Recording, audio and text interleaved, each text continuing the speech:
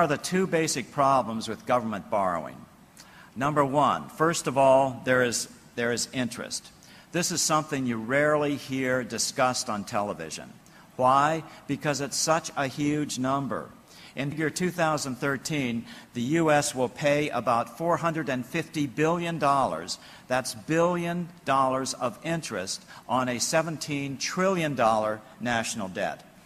But a new study by the University of California researcher just released on Monday, this is brand new, startling information, says that the actual debt of the United States is now over $70 trillion. The new figures compiled by Professor James Hamilton adds for the first time the government support for housing and other loan guarantees, deposit insurance, actions by the Federal Reserve, and government trust funds.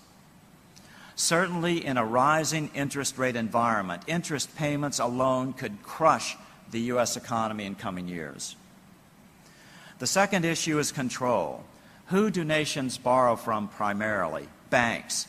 And what if the biggest banks don't like the policies of the United States government 5 years from now?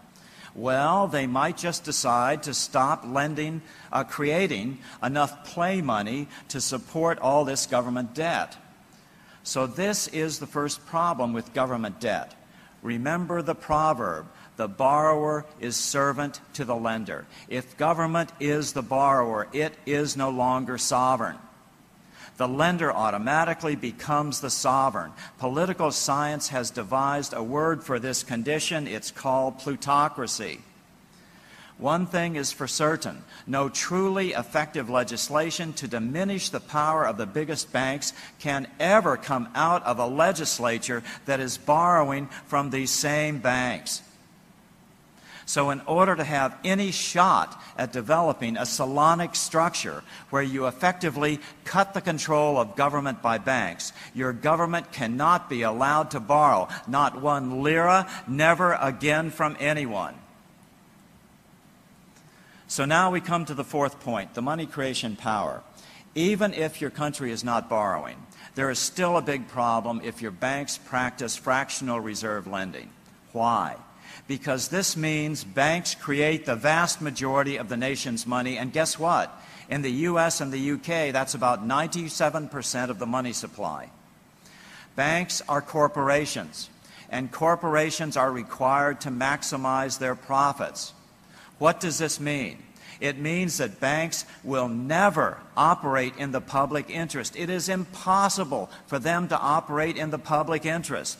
Therefore, you cannot give them the money power. You have to return banks to full reserve lending. And my definition of that is banks can only lend out $1 for every dollar of capital that they have on their books. This does not mean nationalizing banking. I agree with Irving Fisher, head of the Chicago School during the Great Depression of the 1930s. Nationalize money, but do not nationalize banking. We need commercial banks. They provide services we all use every day. They need to be the intermediaries between borrowers and lenders, such as with Islamic banking, not actually be the money creators. The way a correct banking system should operate is the government should create all the money in the first instance, get all the seigniorage from that creation. Seigniorage means the profit from creating money. Then lend out to banks at, let's say, 1% interest. Then banks would compete to give the public a better deal. And just to correct a misunderstanding from yesterday, no monetary reformer believes that the legislature should have control over this money creation power. So now, a brief review. The 2,500-year march refers to the roots of truly sustainable governance, governance of the people, by the people, and for the people, as represented by Solon, the lawgiver of Athens.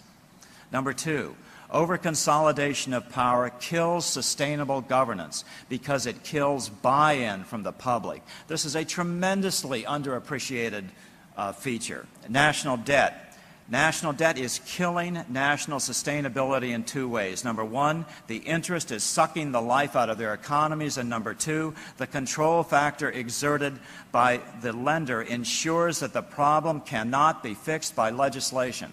Those questions here. Okay, so but first, I've got a point to make. First of all, just as Professor Jeffrey Sachs from Columbia said on April 17th at the meeting at the Philadelphia Fed, these aren't my words, these are his words. The U.S. financial system is run by nothing less than a conspiracy of gangsters at the top. They are completely outside of the rule of law. They have completely bought out the regulatory system. The President of the United States has absolutely no control over them. They're gangsters. They're completely out of control. And they're destroying not only the U.S. economy, but the economy of every nation on this planet. I don't know how this is going to resolve itself. They say that the U.S. is the cleanest dirty shirt in the globe. I wouldn't use the word clean. We're maybe the crookedest dirty shirt on the globe, and so therefore we're going to be able to devise yet another way to reinflate this bubble. I don't know, but I just had to get that out, that I'm completely disgusted with the American financial system and and the effect it's having on countries that are really trying to do the right thing, like Turkey. I was so heartened by the President's message yesterday. Finally, in the last few years, we're getting parliamentarians in Iceland and other places who are coming around to alternative monetary systems to fix this problem. And now this wonderful conference here in Turkey, the best I've ever seen, and the President's message, I was just absolutely floored yesterday to actually have the head of state of a nation trying to create a national money system in the public interest just blows me away. Bravo, Turkey. Go for it.